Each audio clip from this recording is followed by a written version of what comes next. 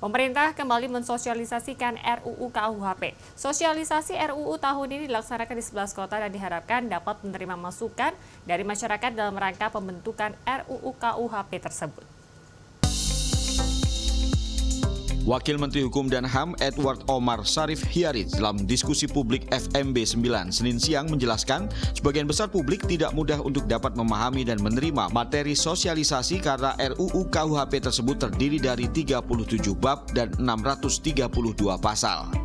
Wakil Menteri yang akrab disapa Profesor Edi tersebut menambahkan sosialisasi tersebut bersifat terbuka untuk menerima masukan dari masyarakat, tetapi terbatas pada 14 isu krusial dan diharapkan selesai dibahas di DPR pada akhir tahun ini.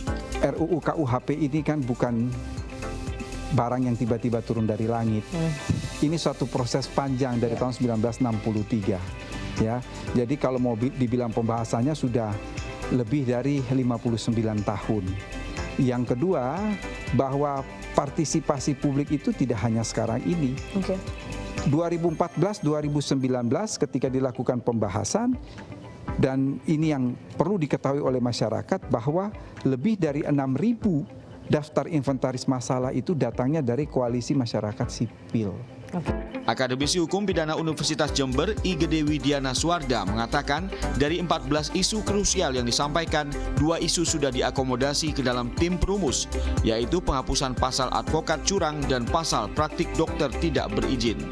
Jadi pada prinsipnya kalau saya melihat pertanyaan publik seputar 14 isu krusial itu hanya sekedar mungkin ya ada yang belum baca seperti yang Pak Wamen sampaikan tadi, atau mungkin membutuhkan diskusi lebih jauh begitu ya, sehingga forum sosialisasi ke depan menurut saya sangat baik untuk dijadikan sebagai ajang untuk memahami bagaimana sebetulnya isi dari RUU KUHP itu sendiri gitu ya.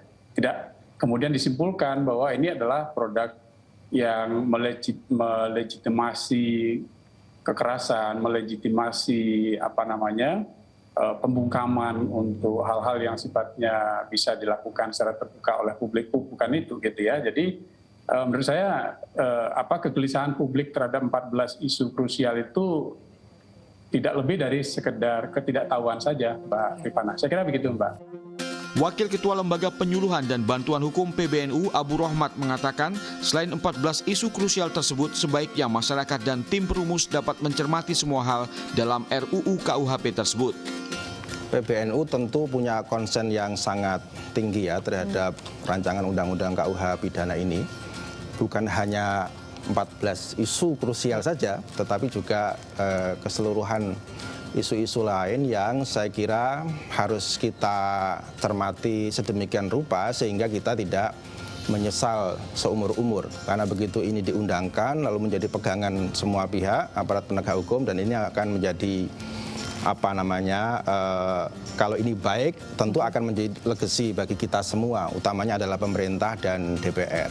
Sebagai informasi, pemerintah menyatakan RUU KUHP hampir final dan memasuki tahap akhir pembahasan pada awal Agustus ini.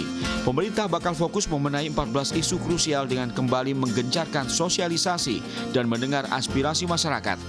14 isu tersebut antara lain pidana adat, pidana mati, penyerangan harkat presiden, memiliki kekuatan gaib, ternak rusak kebun, penghinaan pengadilan dan penodaan agama.